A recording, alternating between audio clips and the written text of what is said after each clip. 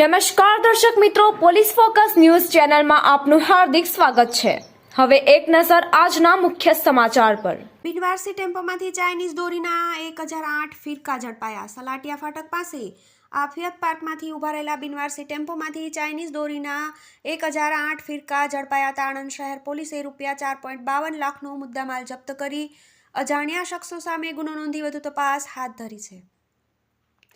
આણંદના સલાટિયા ફાટક પાસે આફિયત પાર્ક ખાતે મીણિયાની કોથળીઓ ભરેલો બિનવારસી છોટા હાથી ટેમ્પો પડ્યો હોવાની બાતમી આણંદ શહેર પોલીસને મળી હતી, જેના આધારે પોલીસે સોમવારે રાત્રે પોલીસ દરોડો કરતા ટેમ્પો મળી આવ્યો તો તેમાં તપાસ કરતા મીણિયાની કોથળીઓમાં ભરેલા બોક્સમાંથી ચાઇનીઝ દોરીના 1008 ફિરકા મળી આવ્યા હતા।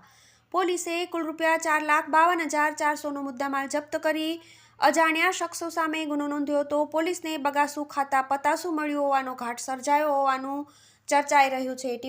મિત્રો, આવા જ અવનવા સમાચાર જાણવા માટે અમારી ચેનલને લાઈક કરો, સબસ્ક્રાઇબ કરો અને બેલ આઇકોન પર પ્રેસ કરો, જેથી અમારી ન્યૂઝની બધી જ અપડેટ આપને મળતી રહે।